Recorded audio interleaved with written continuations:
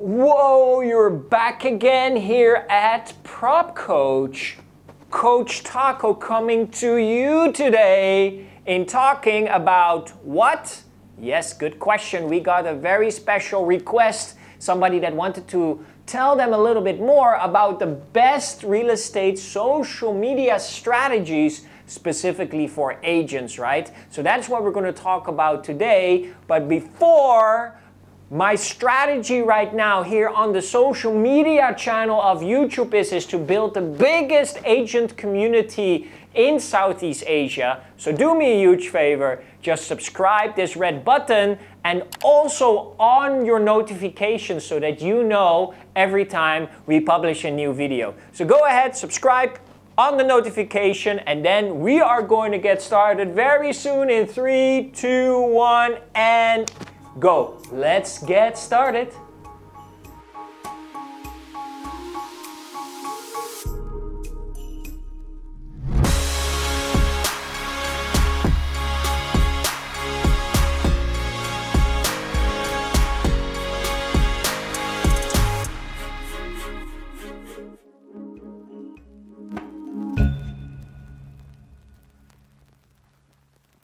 Thank you so much for subscribing. I really appreciate that. So now let's go just to the topic of today, right? Because social media, right? We want to know the best real estate strategies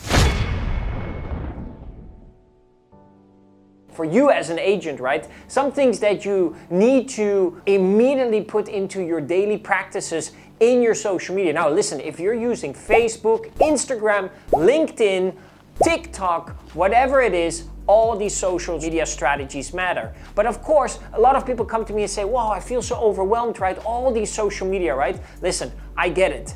It's true. It's a lot of social media. Should you be on every channel? Well, depends a little bit. But I would say, the more you spread across channels, the more you can reach out to the market. Is that correct?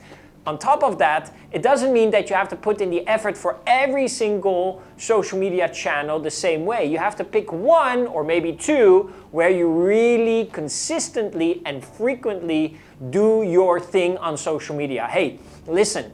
These days, a lot of people are on social media. They spend a lot of time on social media. So you want to make sure that you are visible on social media, that people can engage with you on social media. And most importantly, that you basically build your right target market, your right circle of people, right, that is within your target market that you want to reach out to, right?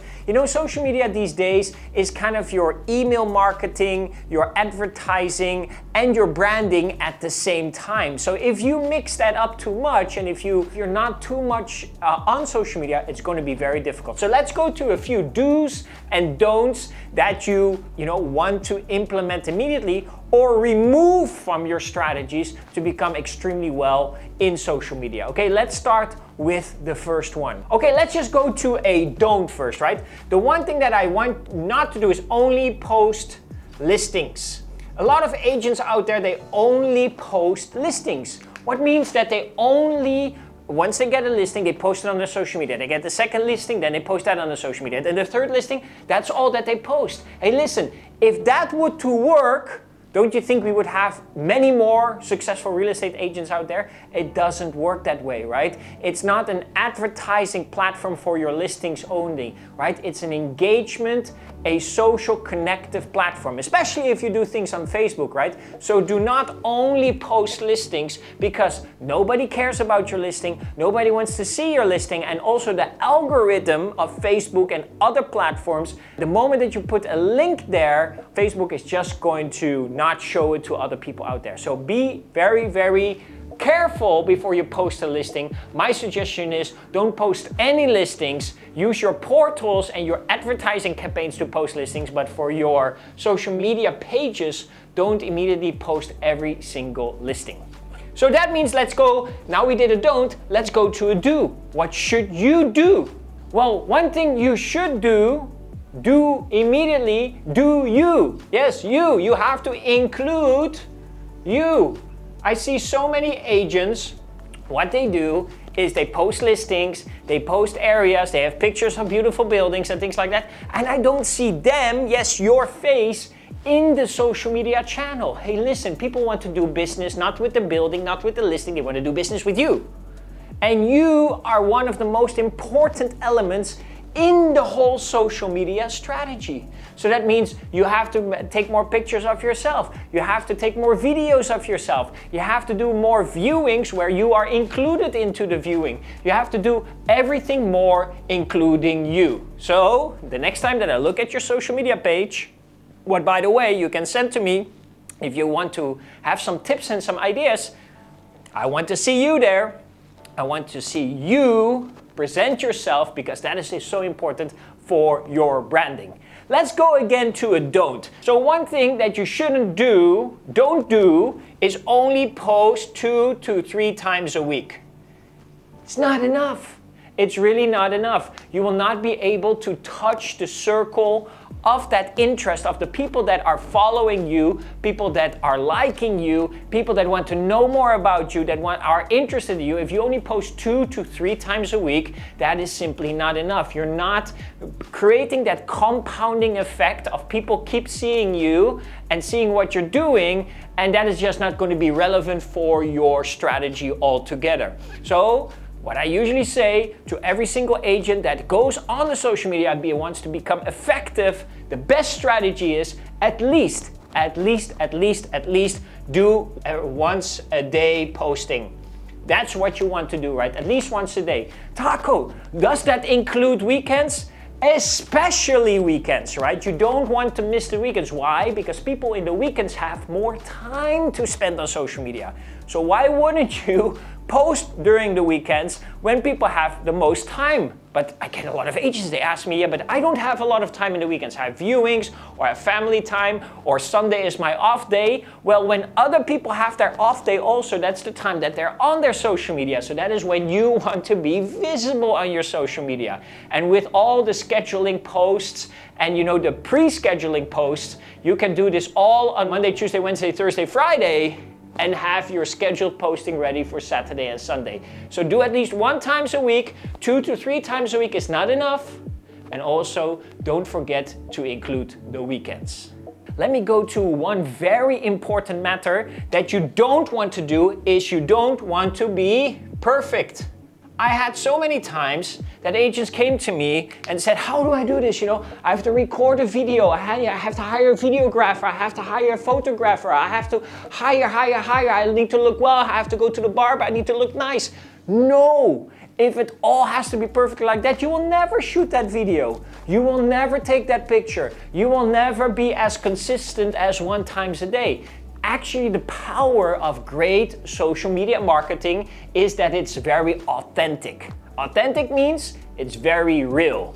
Real means that people just see you as you are. And they want to see maybe the little clumsiness that you have, or the little mistakes that you have, or that you're having a bad hair day, or that you're running and that you're sweating and that you're working, because that is all real. And people love to see real stuff. You know what they don't like to see? They don't like to see fake stuff. So don't make it fake. We all try to make ourselves prettier, nicer, design, and that is all the stuff that people skip and just don't want to see.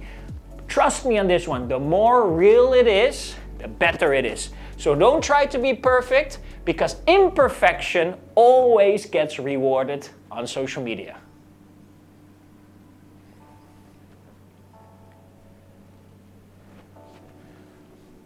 Okay, great. I hope you really got some great tips already. Let's go to another do, since what you have to do.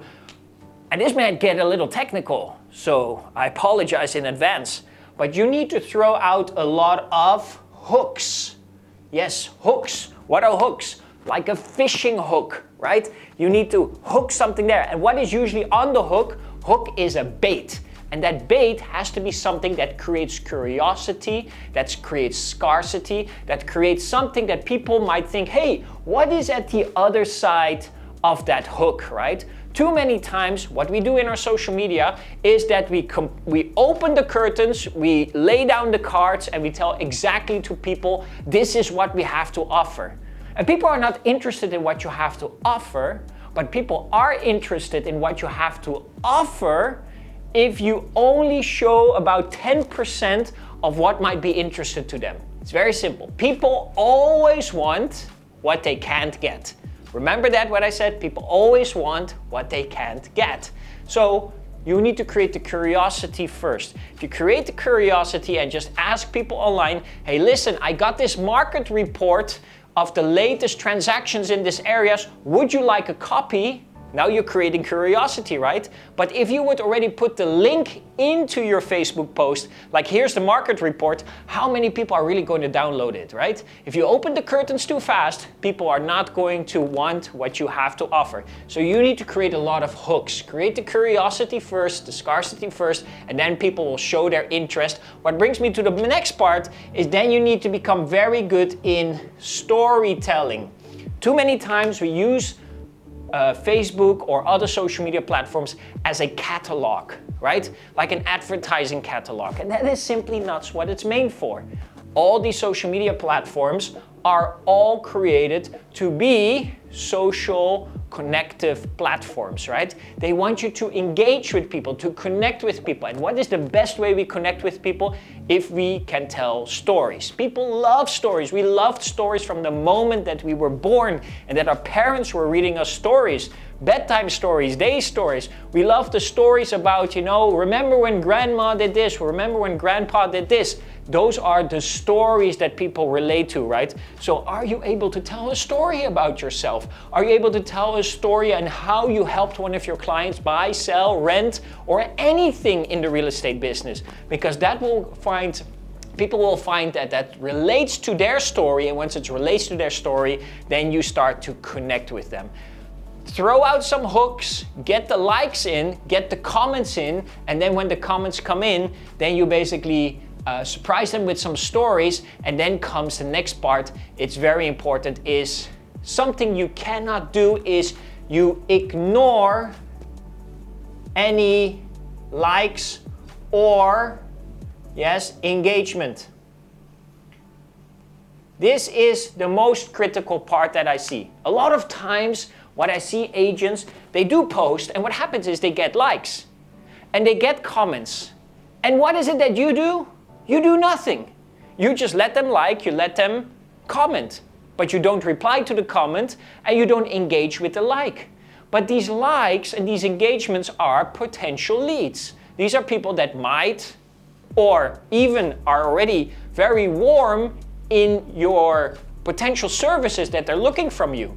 So if you get those likes and if you get those engagements, if you get those comments, why don't you start reaching out to them with your story? Or maybe potentially already with your offer.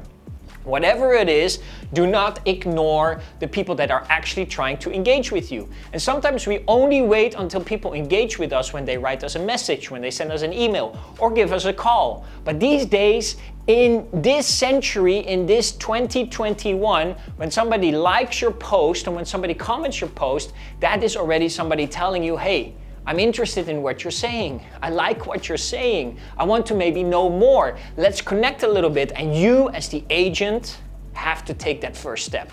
So once you throw out those hooks and you make those stories and people start liking and commenting, it's your job to not ignore it, but actually to comment back to them and say, hey, I sent you a PM, let's connect a little bit more. And that is where you start to build that rapport with your potential prospects and then eventually your potential clients. Okay, so there you have it. These are literally the best real estate social media strategies for agents. The do's and the don'ts. You want to include yourself. You want to make sure that you at least post once a day. Hey, Gary Vee tells you that you will want to post 3 to 4 times a day, but I leave that up to you in your schedule. You want to throw out a lot of hooks, and then you want to tell stories in your social media. Don't put in a lot of offers that like those ugly listings and those ugly don't put in offers. Tell the stories first. Let people engage with you and you engage back with them. Start building rapport. Do not post listings